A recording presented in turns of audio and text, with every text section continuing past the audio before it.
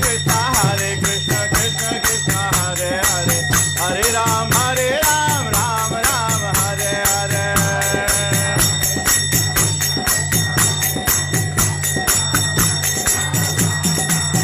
श्रीमन्नारायण नारायण नारायण, श्रीमन्नारायण नारायण नारायण, श्रीमन्नारायण नारायण नारायण, ओ श्रीमन्नारायण नारायण नारायण, लक्ष्मी नारायण नारायण नारायण, ओ लक्ष्मी नारायण नारायण नारायण, ओ लक्ष्मी नारायण नारायण नारायण, ओ लक्ष्मी नारायण नारायण नारायण, श्रीमन्नारायण नारायण नारायण, श्रीमन्नारायण नारायण नारायण, श्रीमन्नारायण नारायण नारायण, ओ श्रीमन्नारायण नारायण नारायण, बद्री नारायण नारायण नारायण, बद्री नारायण नारायण नारायण, ओ बद्री नारायण नारायण नारायण, ओ बद्री नारायण नारायण नारायण, श्रीमन्नारायण नारायण नारायण, लक्ष्मी नारायण नारायण नारायण, ओ बद्री नारायण नारायण नारायण, हरे कृष्ण कृष्ण कृष्ण हरे हरे, हरे राम राम राम हरे हरे।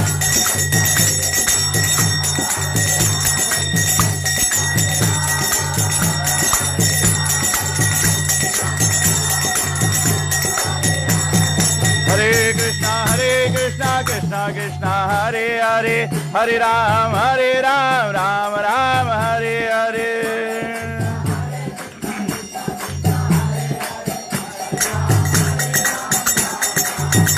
हरे हरे कृष्ण कृष्ण कृष्ण हरे हरे, हरे राम राम राम हरे हरे।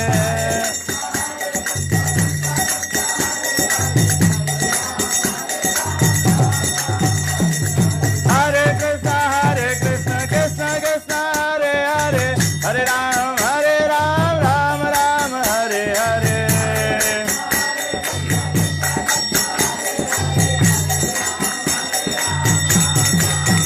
हरि बोल हरि बोल गौर हरि बोल।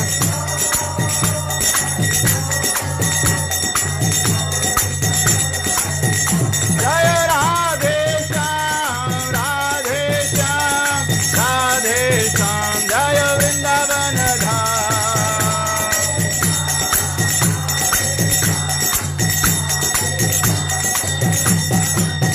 जय सीता राम लक्ष्मण भक्त हनुमान, सीता राम लक्ष्मण भक्त हनुमान।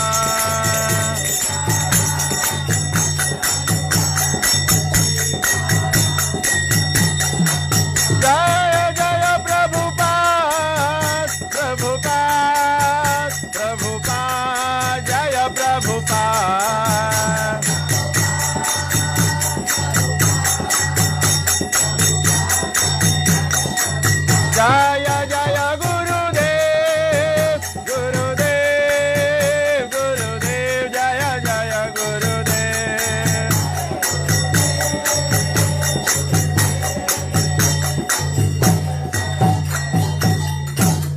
जय ओम विष्णुपाद परमहंस परिव्रजकाचार्य स्तोत्र Shashi Shrimad divine grace AC भक्ति वेदांत स्वामी श्री प्रभुपाद की जय। इस्कॉन बीबीटी फणाचार्य श्रील प्रभुपाद की जय। इस्कॉन गुरु वृंद की जय। श्री गुरु परंपरा की जय। गंगा माई जमुना माई की जय। भक्ति देवी तुलसी महारानी की जय। नाम आचार्य श्रील हरदास ठाकुर की जय। प्रेम से कृष्णा चैतन्य प्रभु नित्यानंद श्री अद्वैत गदाधर श्रीवासदि गौर भक्त वृंद की जय। श्री श्री गौर निताय भगवान की जय। श्री सीताराम लक्ष्मण भक्त हनुमान की जय। उमापति महादेव की जय। श्री श्री राधा कृष्ण गोपीनाथ श्याम कुंड राधा कुंड गिरि गोवर्धन की जय। श्री श्री राधा कृष्ण भगवान की जय। ग्रंथराज श्रीमद् भागवत महापुराण की जय। निताय गौ प्रेमानंदे। हरे कृष्णा।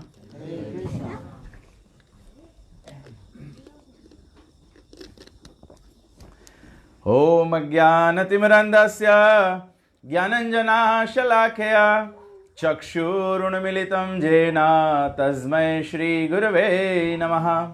श्रीचैतन्यमनोभीष्टं स्थापितं येन भूतले स्वयं रूपकदा मह्यं ददाति स्वापदन्तिकम्। वंदे अहम श्रीगुरु श्रीयुतपदकमलं श्रीगुरुन् वैष्णवंश श्रीरूपं साग्रजातं सहगण रघुनाथान्वितं तं सजीवं साद्वैतं सावधूतं परिजनसहितं श्रीकृष्ण चैतन्यदेवं श्रीराधा कृष्णपादान् सहगण ललिता श्रीविशाखान्वितं च। हे कृष्ण करुणा सिंधु दीनबंधु जगत्पते गोपेश गोपिका कांत राधा कांत नमस्तुते। तप्त कंचन गौरांगी राधे वृंदावनेश्वरी वृषभानुसुते देवी प्रणमामि हरिप्रिये। वंशा कल्पतरुभ्यश्च कृपा सिन्धुभ्यैव च पतितानं पावनेभ्यो वैष्णवेभ्यो नमो नमः। नमः ओम विष्णुपादाय कृष्णा प्रस्थाय भूतले श्रीमते भक्ति वेदांत स्वामिनिति नामिने। नमस्ते सरस्वती देवे गौरवाणी प्रचारिणे निर्विशेष शून्यवादी पाश्चात्यदेशतारिणे। जय से कृष्ण चैतन्य प्रभु नित्यानंदा श्री अद्वैत गदाधर श्रीवासदि गौर भक्त वृंदा। हरे कृष्णा कृष्णा कृष्ण हरे हरे हरे राम राम राम हरे हरे। हरे कृष्णा कृष्णा कृष्ण हरे हरे हरे राम राम राम हरे हरे। हरे कृष्णा कृष्णा हरे हरे हरे राम राम राम हरे हरे। ओम नमो भगवते वासुदेवाय। ओम नमो भगवते वासुदेवाय। ओम नमो भगवते वासुदेवाय। जस्या प्रसादाद भगवत प्रसादो जस्या प्रसादान्नागति कुतोपि। ध्यायन् सुवंशस्य यस्य श्रीसन्ध्यं वन्दे गुरो श्रीचरणारविन्दं। वन्दे गुरो श्रीचरणारविन्दं। वन्दे गुरो श्रीचरणारविन्दं। नमः ओं विष्णुपादाय कृष्ण प्रस्थाय भूतले श्रीमते तमाल कृष्ण गोस्वामिनिति नामिने। हरे कृष्णा। तो आज एक बार फिर हम लोग श्रीमद् भागवत पुराण से जो कथा चर्चा कर रहे हैं उसके प्रसंग को लेते हुए श्रीमद् भागवत में इसका उल्लेख है और इसकी व्याख्या जो है पद्म पुराण में भी, पद्म पुराण के 6वें स्कंद के 226वें अध्याय के श्लोक संख्या 5 से 12 तक में शिव जी अपनी अर्धांगिनी, अपनी शक्ति देवी को कहते हैं कि कलयुग के प्रारंभ में मैं शंकराचार्य के नाम से प्रख्यात होकर प्रकट हुआ। और क्यों ऐसा मुझे करना पड़ा? क्योंकि अनादिकाल से जब लोग वेद शास्त्रों का पालन कर रहे थे तो वेदों और शास्त्रों में हमारा 3 प्रकार की प्रस्तुति की गई है। 3 प्रकार के बात बताए गए हैं। एक श्रेणी के बात है, उसको कहते हैं कर्म कांड। दूसरा श्रेणी का बात है, उसको कहते हैं ज्ञान कांड। और तीसरा श्रेणी का बात है जिसको कहते हैं उपासना कांड। अधिकांश लोग संसार में कर्म कांड का पालन करते हैं, कर्म कांड करते हैं। ऐसे भी हम लोग सोचते हैं ना। मुझे स्मरण आ गया जब मैं बोला कर्म कांड। कभी कभी आदमी बहुत उधुम कर दे, बोले कौन कांड मचा है। तो एक कर्म कांड है, रामायण में बताया गया। कर्म प्रधान विश्व कर राखा। बताया गया है कि संसार में लोग क्या करते हैं, अधिकांश लोग कर्म कांड का पालन करते हैं। कर्म कांड क्या है कि कैसा हम लोग कर्म करते हैं वैसा वैसा हम लोग का फल प्राप्त होता है, वैसा वैसा गति होता है।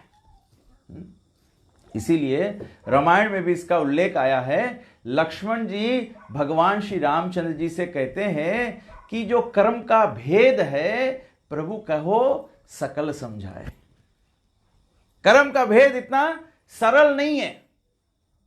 हम लोग सोचते हैं कि हम लोग जो कुछ भी करेंगे हमारा कर्म है। लक्ष्मण जी भगवान श्री रामचंद्र जी से कहते हैं, क्योंकि दूसरा, जैसे हमने कल बताया था कि भगवान ही संपूर्ण ज्ञान के ज्ञाता हैं, वही संपूर्ण ज्ञान जानते हैं, तो वही सब वस्तु का भेद भी जानते हैं, इसीलिए वही हमको सब भेद समझा सकते हैं। तो लक्ष्मण जी किसको संबोधन करते हैं? लक्ष्मण जी जो है वो गुरु तत्व को संबोधन करता है। लक्ष्मण जी कौन है? शेष है। शेष किसके विस्तार है? बलराम जी के विस्तार है। बलराम जी कौन है? आदि गुरु है। तो यहां पर हम लोग को सीखने को मिलता है कि लक्ष्मण जी के शिक्षा से मिलता है कि सदगुरु का पहचान क्या होता है। सदगुरु मतलब गुरु खुद भगवान से जुड़ा हुआ होता है। गुरु खुद भगवान से जुड़ा हुआ होता है। तो लक्ष्मण जी भगवान राम को कहते हैं कि जो कर्म का भेद है प्रभु कहो सकल समझाए, इसको विस्तार पूर्वक समझाओ। कर्म का मतलब होता है कि एक्टिविटी हम लोग जो करते हैं, जो कार्य हम लोग करते हैं, सब कार्य एक बराबर नहीं है। कार्य का भेद है। जो कार्य शास्त्रों का विपरीत है, जो कार्य शास्त्रों में नहीं लिखा है, उसको कहते हैं विकर्म, मतलब विपरीत है, ग्रंथों के विपरीत। या शास्त्र विधि मुत्सृज्या वर्तते कामकारता न स सिद्धिम अवाप्नोति न सुखम न परम गति। जो बातें हमारे ग्रंथों में नहीं बताया गया है उसके विपरीत कुछ करना, उसको विकर्म कहते हैं।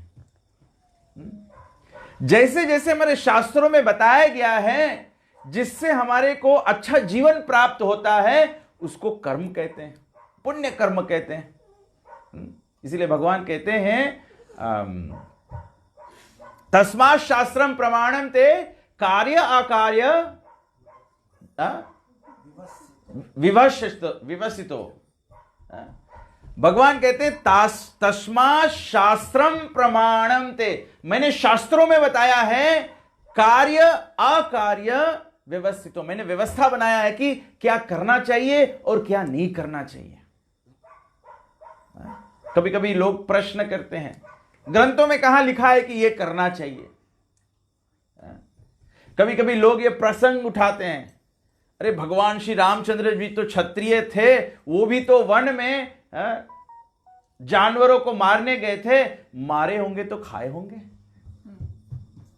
राजा लोग, वेदों में भी वर्णन है कि राजा लोग जाते हैं शिकार करने के लिए, शिकार करके क्या करे होंगे। तो शिव जी यहां पे कहते हैं, जब माता पार्वती को ये बतलाते हैं कि मैं कलयुग में शंकराचार्य बन के आया, तो यहां से बात समझाते हैं कि वेदों में कर्म के बारे में वर्णन है, क्या करना चाहिए और क्या नहीं करना चाहिए।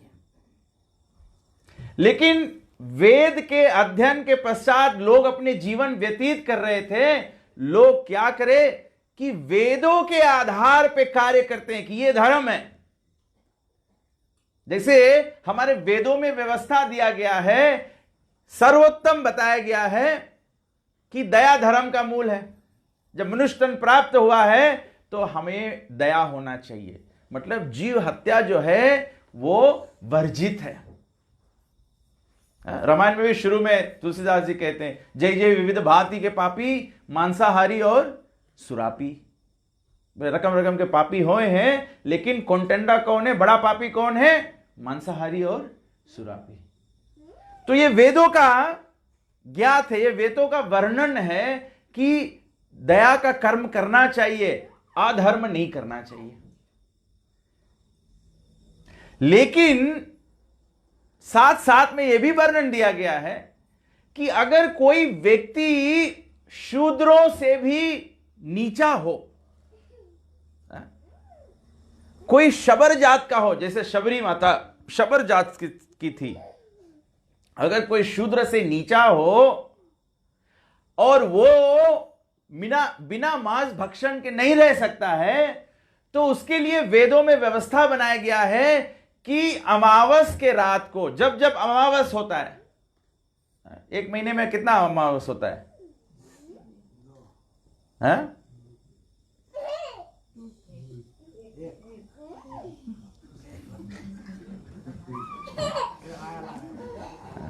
एक होता है, एक अमावस होता है और एक पूर्णिमा होता है। मैं आगे क्या बताऊं आपको पता भी नहीं है कि अंधकार एक ही उजाला है। तो अगर कोई व्यक्ति मांस भक्षण बिना नहीं रह सकता है, तो उसके लिए वेदों में व्यवस्था बनाई कि अमावस के रात को आप जीव हत्या कर सकते हो। जिस जीव का हत्या करोगे अमावस के दिन क्या, रात को क्या करो, उस जो भी पशु का हत्या कर रहे हो, उस पशु को नदी के तट पे ले जाओ, उसको स्नान कराओ। आप लोग बड़े भाग्यशाली हो, नदी किनारे रहते हो। स्नान कराओ, उसको तिलक लगाओ और उसके कान में एक मंत्र बोलो। मंत्र के मतलब होता है, संस्कृत मंत्र का मतलब होता है कि आज मैं अपने जिह्वा को वश में नहीं कर पा रहा हूं, इसीलिए तुम्हें खा रहा हूं, दूसरे जन्म में मैं जानवर बनूंगा और तुम मुझे खा लेना। ऐसे मंत्र बोल के, और एक ही वार में जो पशु का सर है वो धड़ से अलग हो जाना चाहिए, और उसके पश्चात काली को अर्पण करके और फिर काली का प्रसाद खा सकते हो। ये वेदों में कथन इस प्रकार का। तो शिव जी माता पार्वती को बताते हैं कि लोग ऐसे वेद को पालन कर रहे थे, ऐसे वेद को पालन कर रहे थे। फिर पालन करते करते ऐसा अवस्था आने लगा कि लोग जीव हत्या करके मांस भक्षण करने लगे, लेकिन ना ही काली को अर्पण करते हैं, ना ही नदी के तट पे स्नान कराते हैं, ना ही उसके कान में मंत्र बोलते हैं।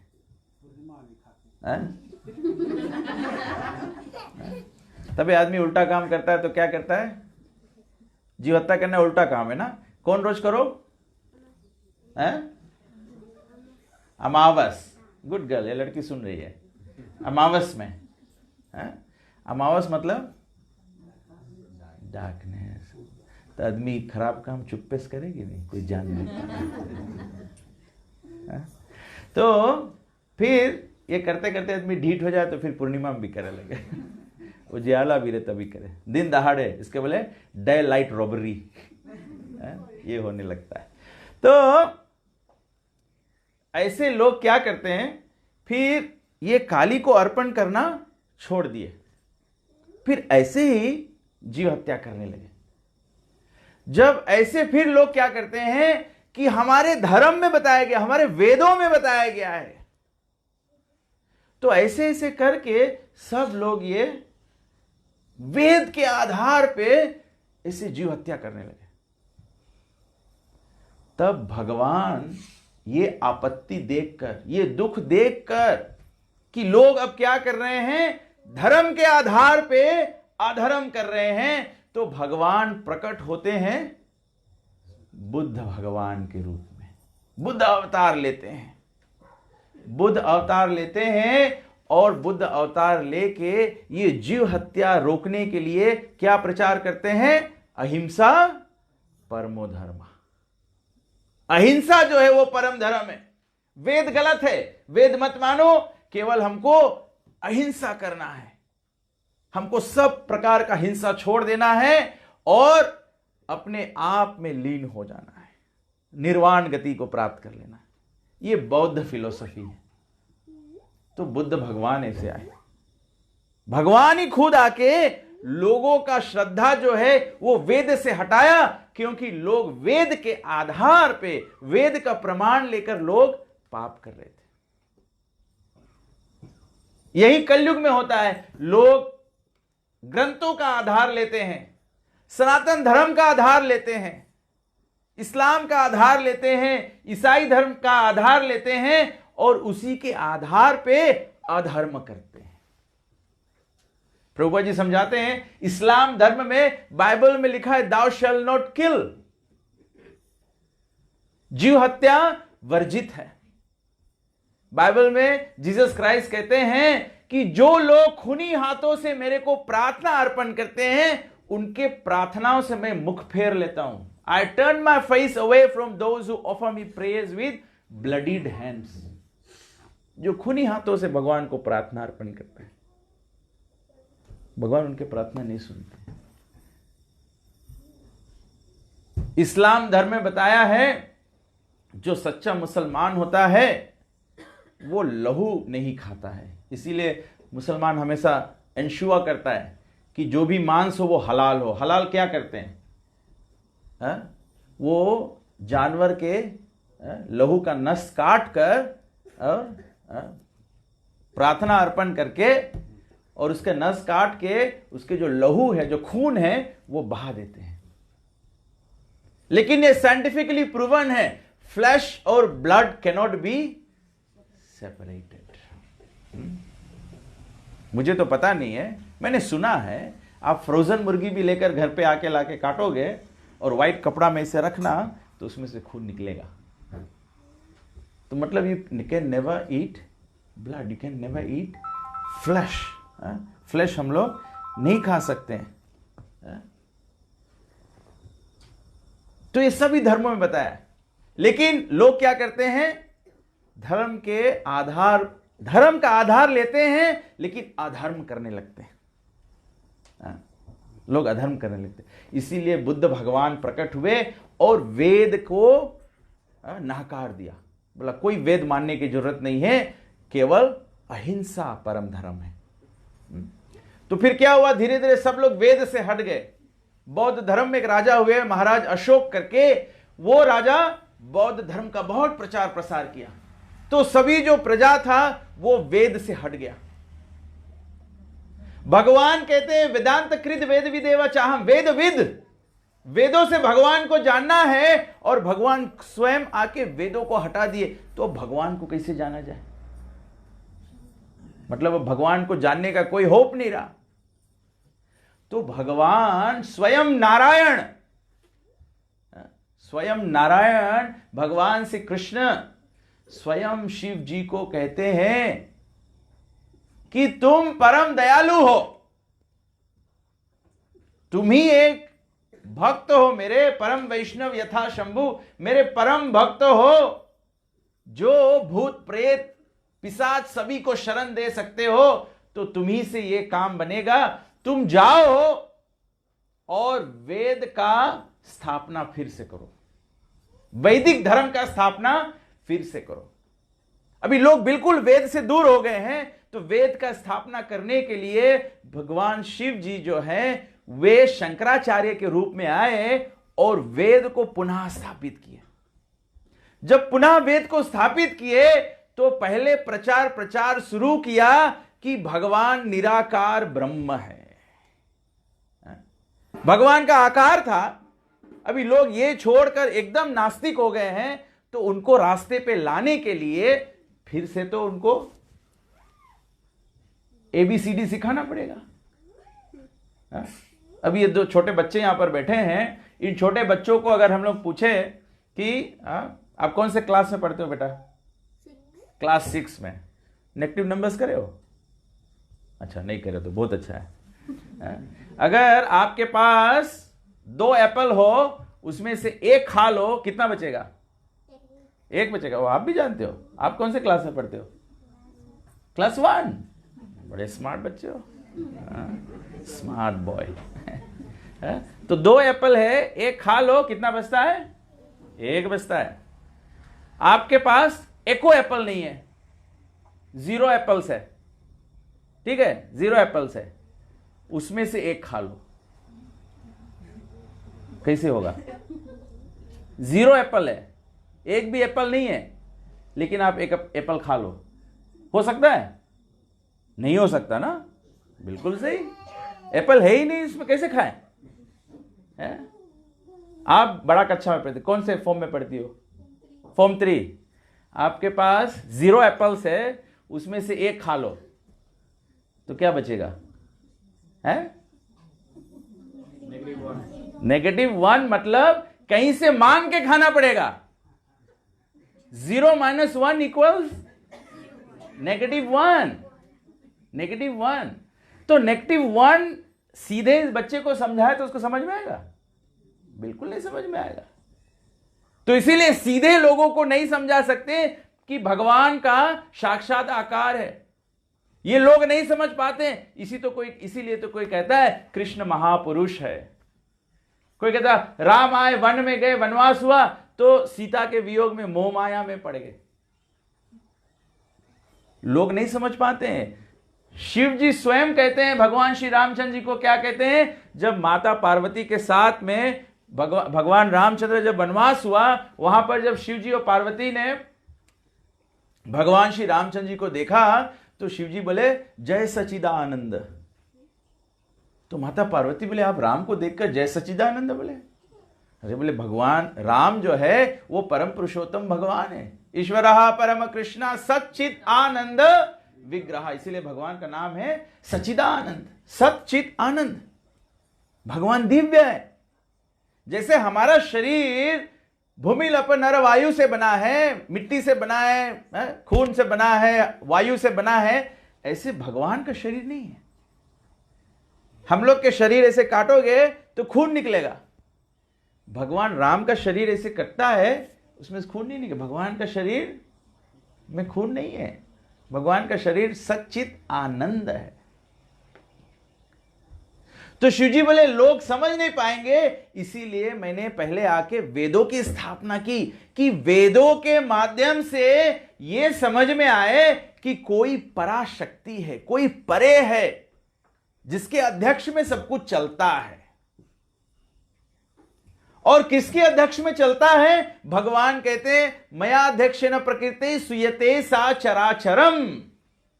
भगवान कहते हैं सब कुछ मेरी माया से चलता है, मेरी शक्ति में चलता है, मेरे शक्ति से चलता है।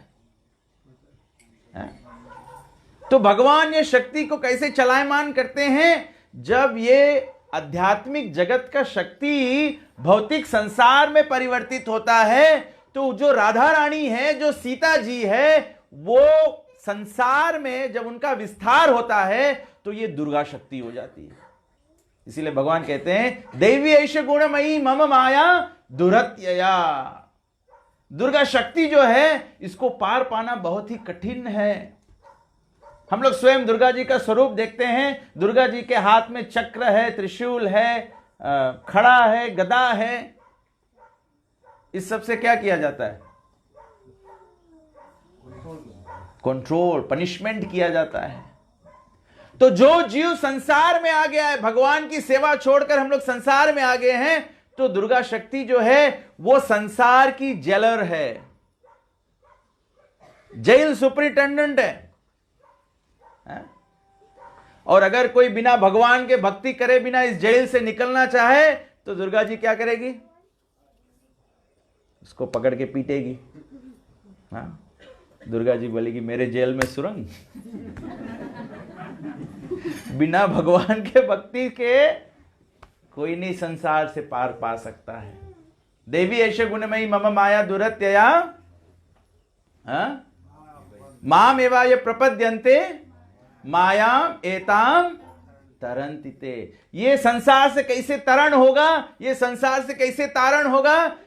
माम एवा ये प्रपद्यन्ते। भगवान कहते हैं जब कोई मेरा शरण में आएगा, शिव जी कहते हैं जब तक हम लोग हरि के शरण में नहीं जाएंगे, जब तक हरि के शरण में नहीं जाएंगे तब तक ये संसार से तारण नहीं होगा। तो शिव जी कहते हैं कि इस प्रकार से मैं प्रकट हुआ और पुनः वेद को स्थापित किया। फिर वेद को स्थापित करने के बाद में आखिरी बात, जब लोग वेद में श्रद्धा हो गया, तो वेद के श्रद्धा के बाद में फिर शिव जी ने कहा, शंकराचार्य के रूप में कहा, भज गोविंदा भज गोविंदा भज गोविंदा मूढ़मते। सब लोगों को कहा कि हे मूढ़मत लोग, भज गोविंदा। जो हमने कल बताया था ना, सब साधन का फले भवानी, हरि पद भक्ति सो वेद बखानी। हरि पद भक्ति सो वेद बखानी। हरि का भक्ति, तो हरि का पहचान देते हैं शिव जी। हरि का पहचान क्या है? हरि सुंदर नंद मुकुंदा, हरि नारायण हरि बोल। ये हरि का पहचान है। चाहे हरि बोलो, चाहे सुंदर नंद गोपाल बोलो, चाहे मुकुंद बोलो, चाहे राम बोलो।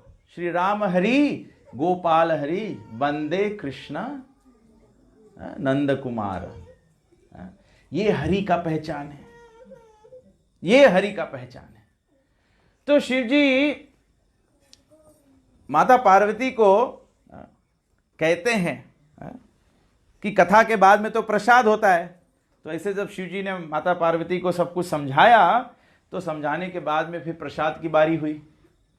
जब प्रसाद की बारी हुई, माता पार्वती प्रसाद परोसी, तो बोला कि प्रसाद से पहले प्रार्थना बोलना चाहिए।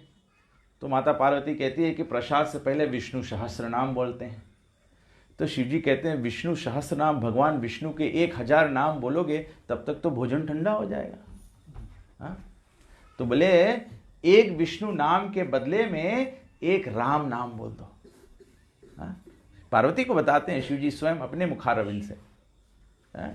और बोले अगर उससे भी उत्तम फल चाहते हो तो 3 राम नाम के बदले एक कृष्ण नाम बोल दो।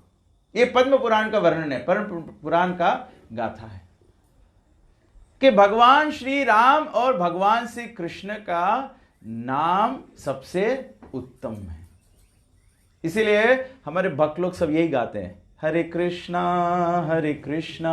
कृष्ण कृष्णा हरे हरे, हरे राम राम राम हरे हरे। क्योंकि ये शिव जी का बताया हुआ पथ है, ये शिव जी का बताया हुआ मार्ग है। शिव जी कहते हैं कि ये हरि का नाम हमको गाना चाहिए। यही बात रामायण में भी बताया गया है। एक्चुअली रामायण में, भागवत पुराण में भी पूरा प्रेस्क्रिप्शन दिया गया है। बताया गया रामायण में, जैसे बताया भागवत में बताया गया है, कृते अध्याय तो विष्णु त्रेता नाम यजतो मखेई द्वापरे परिचार्यायाम कलौ तद धरित कीर्तनात्। बोले सतयुग में कृते ध्यायते विष्णु। सतयुग में भगवान को प्राप्त करना है तो विष्णु का ध्यान करो। भागवत में यह भी श्लोक आया है, बताया गया अलोद्य सर्वशास्त्राणि विचार या च पुनः पुनः इदम एकम सुनिष्पानम ध्यायतो नारायणा सदा। बोले अगर कोई वेद शास्त्र को पढ़ना चाहे तो अलोध्य सर्वशास्त्राणि, अलोध्य मतलब उलट पुलट दो, एकदम उसके जैसे चोर घर में हल जाए सब चीज उलट के खोजे, तो बोले ऐसे भगवान के खोज करो, सब वेद शास्त्रों में भगवान के खोज करो। अलोध्य सर्वशास्त्राणि विचार या च पुनः पुनः, फिर बारंबार विचार करो कि रामायण में क्या बताया है, भागवत में क्या बताया, चार वेद में क्या बताया गया, ये पुराण में क्या बताया, सब आप चर्चा करके विचार कर लो बारंबार।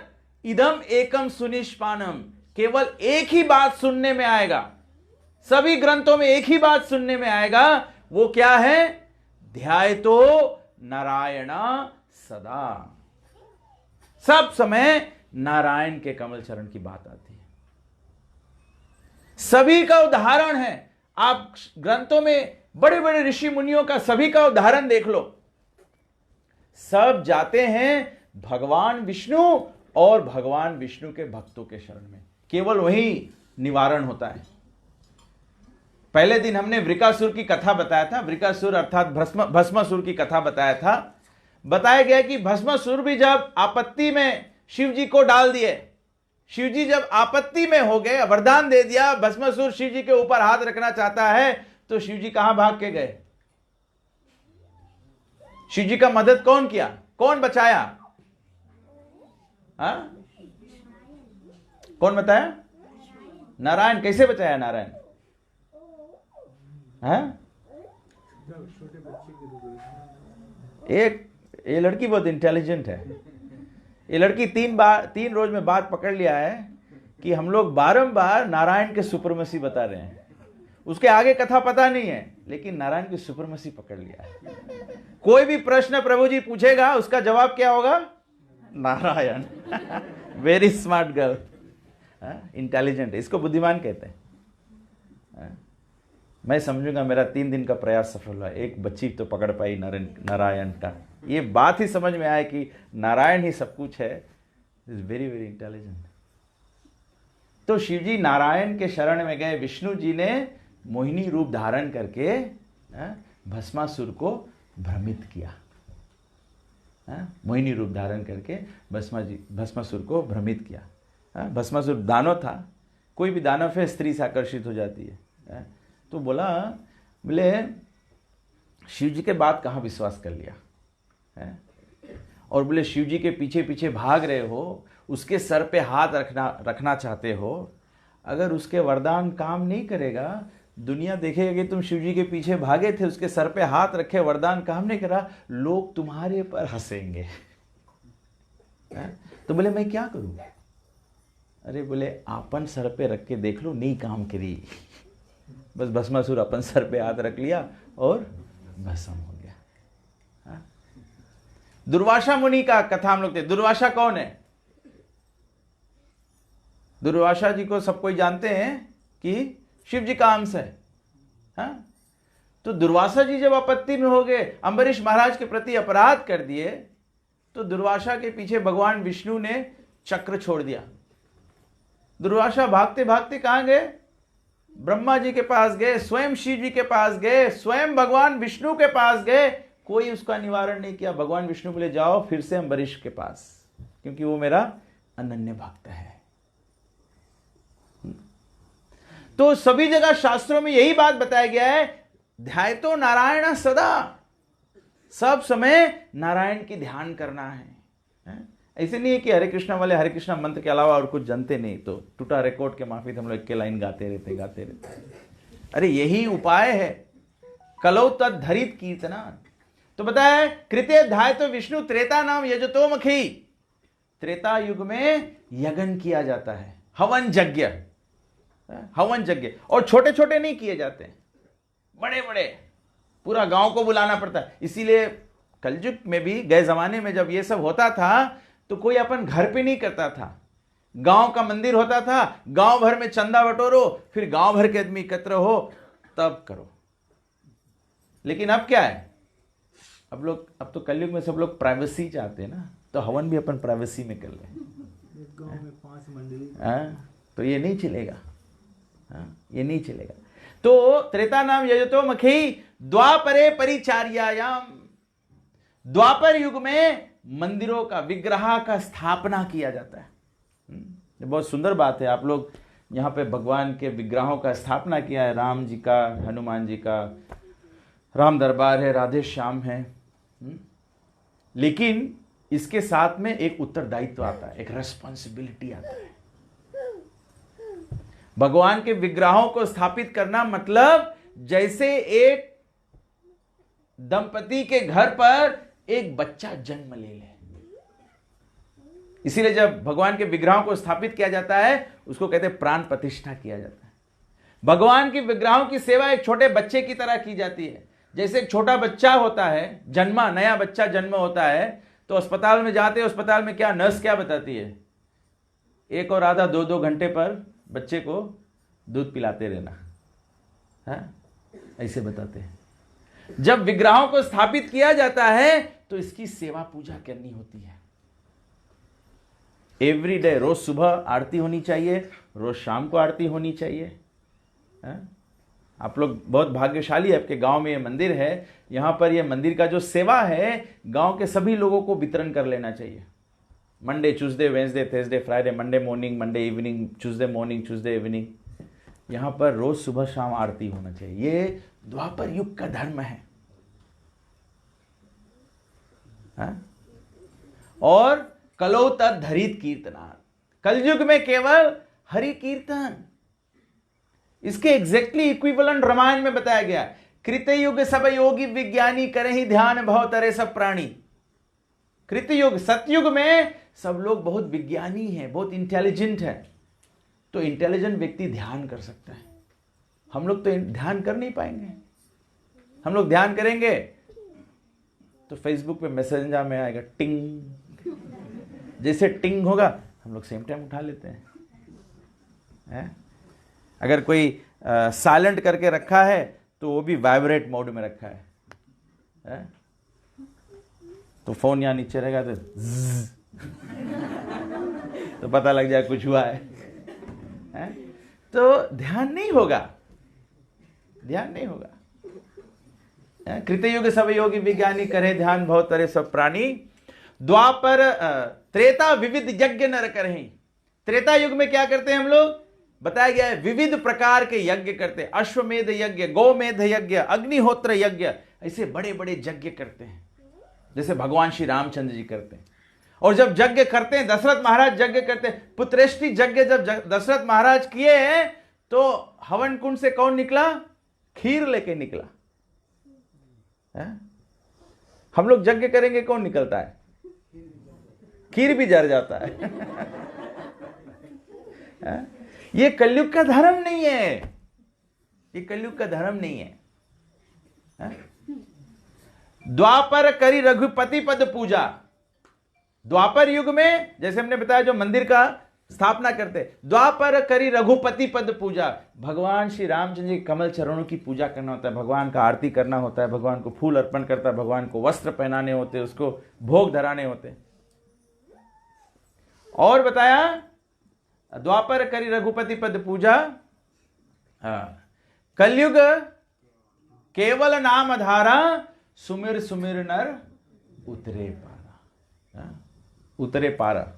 कल मुझे कोई प्रश्न पूछा था, रामायण में लिखा है कि स्त्री शूद्र ये सबको कलयुग में भी तारण का अधिकार है। तो मैंने पूछा ये आपका मतलब, तो बोले लोग हमारे जो पुरुष लोग छाती निकाल के चलते हैं, रामायण में बताया कि स्त्री को तारने का अधिकार है। भैया ऐसा मतलब नहीं है। मैं एक बार सिडनी में प्रचार कर रहा था, तो सिडनी में भी कोई मेरे को ये बोला, बोले रामायण में लिखा है कि स्त्रियों को तारना चाहिए। स्त्रियों को तरने का अधिकार है। जब कहीं पर विवाह होता है तो पंडित जी क्या कहते हैं, पति परमेश्वर। बोले वर जो है वो विष्णु स्वरूप है, स्त्री जो है, कन्या जो है वो लक्ष्मी स्वरूपा है। विष्णु को कभी देखा दारू पीते? हैं? शादी होता है, फिर संध्या के रिसेप्शन, रिसेप्शन में क्या होता है? विष्णु दारू पिए। अभी जो दिन में विष्णु स्वरूप था वर, और लक्ष्मी स्वरूपा जो कन्या थी, रिसेप्शन में क्या करती है? नाच करती है। ये कलयुग में दशा है लोगों का। सही ज्ञान नहीं है लोगों को। ये होता है। बताया गया है कि कलयुग में जन्म जायते शूद्र संस्कार भवेत ब्राह्मणा। ब्राह्मण मतलब ब्रह्म जानाति इति ब्राह्मणा, मतलब कलयुग में सभी को अधिकार है भगवान को जानने का। केवल पहले दूसरे युगों में केवल जो वेद पाठ कर सकता था वही भगवान को जान पाता था। दूसरे लोग क्या करो? केवल ब्राह्मणों की सेवा करो। कलयुग में बताया गया ब्राह्मण है ही नहीं। जन्म जायते शूद्र, सब जन्म से शूद्र है, कोई संस्कार तो करता नहीं है, तो सब जन्म से शूद्र है। लेकिन संस्कार भवेद ब्राह्मणा, फिर उसको हम लोग क्या करते हैं? आप लोग कभी कभी देखे होंगे, शायद यहां भी गांव में होता होगा, कोई परिवार में चलता है, जब विवाह का समय होता है ना, तो लोग कहते हैं कि लड़का है तो उसको शादी से पहले क्या करना पड़ता है? जनेऊ करना पड़ता है। सुना है आप लोग ऐसे? कोई देखा है किसी को करते? पंडित जी आते हैं, उनको पीला धागा पहराते हैं, ऐसे जनेऊ करते हैं। आप लोग नवक लोग बहुत जानते नहीं हो इस सब चीज के बारे में। आप लोग सुबह आ जाओ, सुबह में पता लगेगा आपको। तो जनेऊ करते हैं। जनेऊ करने का मतलब क्या होता है? इनिशिएशन। मतलब जब तक जीवन में दीक्षित ना हो, गुरु ने स्वीकार किया है, बताया गया जीवन में कोई कार्य सफल नहीं होगा। तो जीवन का, मनुष्य जन्म का पहला उत्तरदायित्व है अथा तो ब्रह्म जिज्ञासा।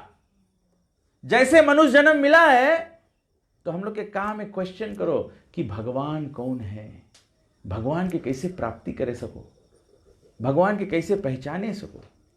ये क्वेश्चन हम लोग के मांगो, पूछो। अथा तो ये वेद का पहला मंत्र है, अथा तो ब्रह्म जिज्ञासा। तो बताया गया कि कलयुग केवल नाम आधार, कलयुग बताया गया केवल नाम आधार है। लेकिन कलयुग में लोग क्यों नाम नहीं कर पाते हैं? क्योंकि रामायण में ही बताया गया है, कलयुग सब युग आन नहीं, जो नर करे विश्वास, गाय हरि गुण गान विमल, भवतर बिन ही प्रयास, सियावर रामचंद्र की जय। आदमी भक्ति में तब बढ़ पाई जब गाय हरि गुण गान विमल, जब साफ सुथरा से भगवान के हम लोग कथा श्रवण करेगा।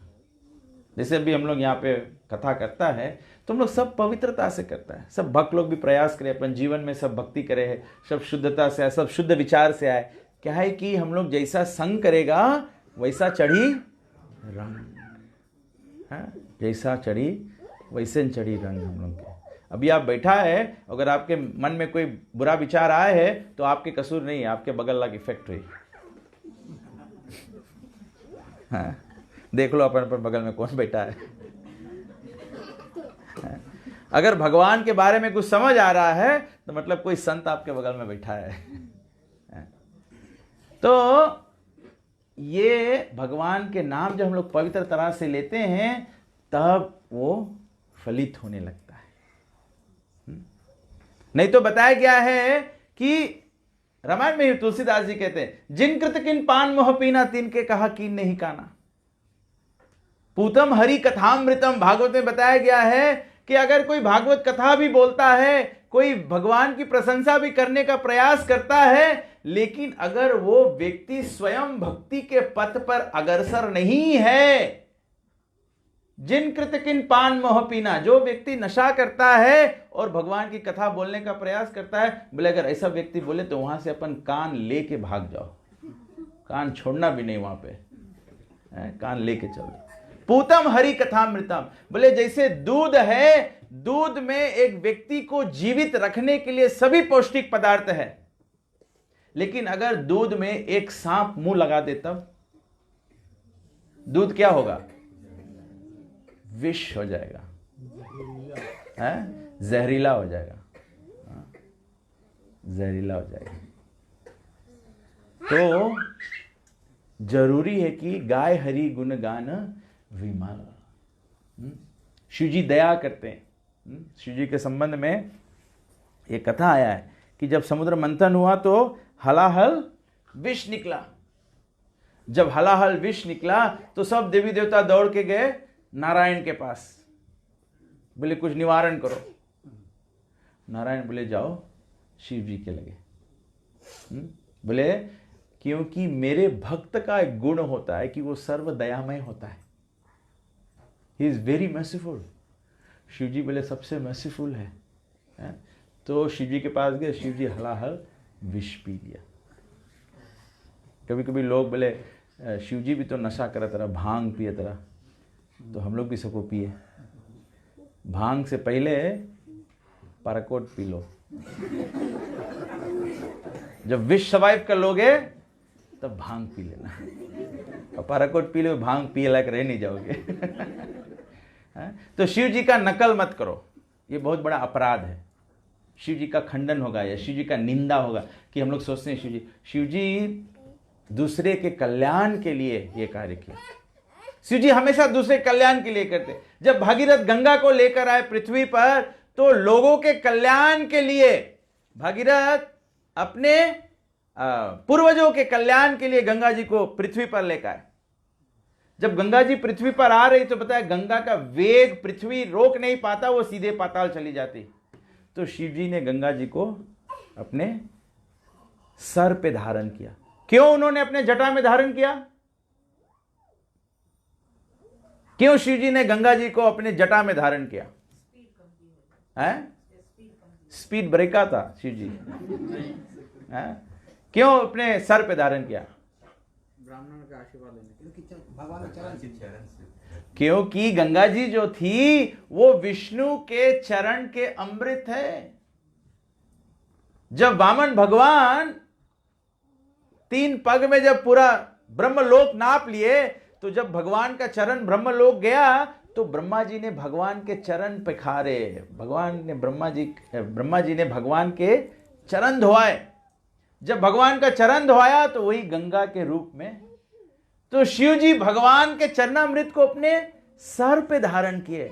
वैसे तो शिव जी गंगा जी को दबा सकते थे। रामायण में कथा है, वाली वाली किसको दबा के घुमा था? रावण को।